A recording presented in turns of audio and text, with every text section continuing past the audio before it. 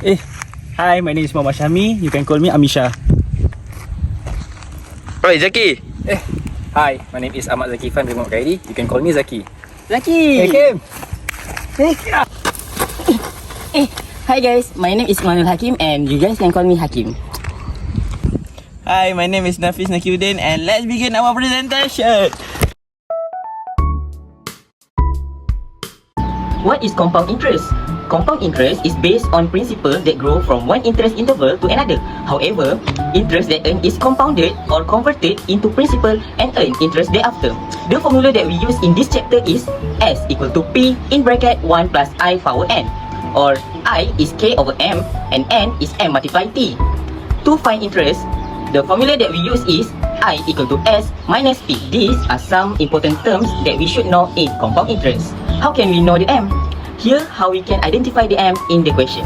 Part A. Mr. Farouk is the founder and CEO of Special Mart Retail Holdings.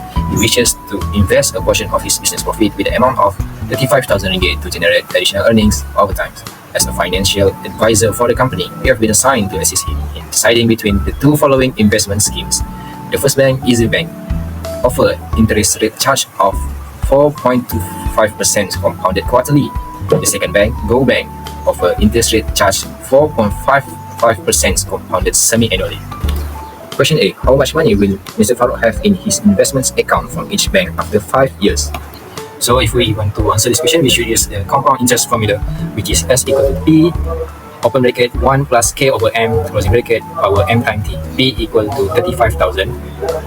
T equal to 5 years, K equal to 0.0425, M equal to 4. S, if we put it in the formula, it will be S equal to 35,000, open bracket 1 plus 0.0425 over 4, closing bracket, power 4 times 5. And the answer for Easy Bank, it will be RM 43238.32. And the same thing goes for Go Bank. If you want to find the answer for Go Bank, we should use the same formula, and the P is 35,000 ringgit, T equal to 5 years, K equal to 0.0445, M equal to 2. If we put it in the formula, it will be S equal to 35,000, open bracket 1 plus 0.0455 over 2, closing bracket, power 2 times 5. And the answer will be RM 43829.14. Question B. Calculate the difference in the amount of interest between both banks, Easy Bank and Go Bank. To answer this question, first we should find the amount of interest from each bank. To find it, we should minus the future value with the present value. For Easy Bank, it will be 43,238.32 cents minus 35,000, and the answer will be 8,238.32 cents. For Go Bank, it will be 43,829.14 cents minus 35,000, and the answer will be 8,829.14 cents. So we got the amount of interest from both banks. Now we should minus both of it. So it will be 8,829.14 cents minus 8,238.32 cents, and the answer will be RM 590.82 cents. Question C. Based on your answer in B, which bank would you recommend to Mr. Farouk? Justify your choice. The answer will be I would recommend Go Bank to Mr. Farouk because it offers higher profit than the other banks. Question B. After 7 years of investment, the bank changed the rate to 4.9% compounded monthly. What is the total amount in Mr. Farouk's investment account at the end of 10 years? To answer this question, we should use the simple interest formula, which is S equal to P, open bracket 1 plus K over M, closing bracket, power M times T. We have to do the two calculations. The first calculation using the P equal to 35,000, K equal to 0.0455, M equal to 2, T equal to 7. And the other calculation, we have to use the P2 equal to the answer we get from the first calculation of simple interest, and the K2 is 0.049, and the M2 is equal to 12, T2 equal to 3. So we will be doing the first calculation, which is S equal to 35,000, open bracket 1 plus 0.0455 over 2, closing bracket, power 2 times 7, and the answer will be Rn 47955.77. This amount we will use as the P2. So in the next calculation, it will be S equal to 47955.77, open bracket 1 plus 0.049 over 12, closing bracket, power 12 times 3, and the answer will be S equal to RM 55533.13. What is annuity? Annuity is a series of equal payment made at equal interval of time. In this chapter, we learn two main formula, which is to find future value and present value. To find future value, we use S equal R in bracket 1 plus I power n minus 1 divided by I. To find the interest, we use S minus Rn. To find present value, we use A equal R in bracket 1 minus in bracket 1 plus I power negative n divided by I. To find the interest, we use Rn minus A. These are some keywords that can be seen in some questions that related to annuity. Let's move on to part B, question 1. Zoja plans to invest in a retirement scheme to provide her with a steady income for 10 years. She estimates that she will need RM11,500 at the end of every 3 months during her retirement. She expects to earn a 4.25% interest rate compounded quarterly on her investment. A. Determine how much Zoja needs in her bank to fulfill her retirement dream fund. In here, we know that this question is annuity because it said at the end of every 3 months, because annuity is the equal payment made at the equal interval of time. In this question, we're going to use the A formula, which is present value of annuity, because we want to know how much she needs in her bank for her to able to get 11,500 at the end of every 3 months. Firstly, we need to find the I, which is the interest rate divided by how many times compounded in years. After that, we need to find the N, which is how many times compounded in years multiplied by the term of the investment.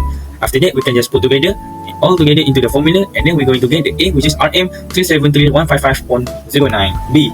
When Zoja is 27, how much must she have monthly before she retires at 60 years old to accumulate the amount in 1A, assuming she made this payment into a bank that offers 2.5% compounded monthly? In this question, we're going to use the S, which is the future value of annuity. Firstly, we need to find the I, which is the interest rate offer divided by how many times compounded in years. And if the answer is have a long decimal, then just write it back, no need to change it. After that, we need to find the N, which is how many times compounded in the years you multiply by the term of your investment. And in here, why we need to 60 minus 27 is because we only want to find how many she need to spend starting from she is 27.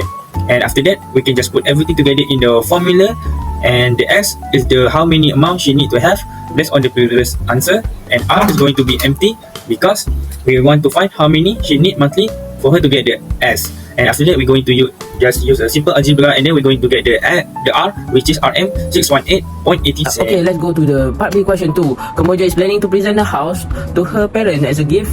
She decided to buy a condominium which costs RM 375,000. She makes a down payment of 10% and the bank finances the remaining amount. Based on the agreement, Kemboja is charged 3.5% compound monthly, and she needs to pay RM 1,471 each month to settle the loan. A. How many equal payment will it take for Kemboja to settle the loan?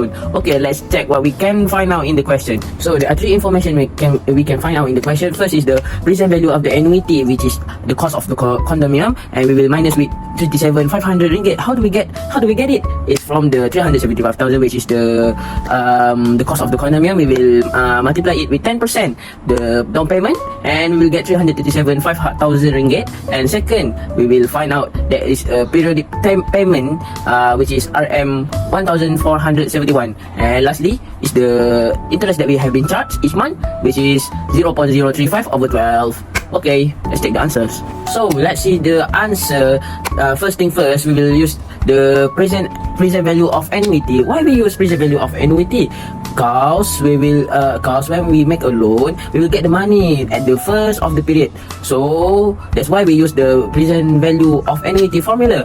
Then we substitute all the information that we get before, and we will add log to move the negative and to cancel the negative, and finally we will get 379.823. But before we end it, we need to convert it to 380.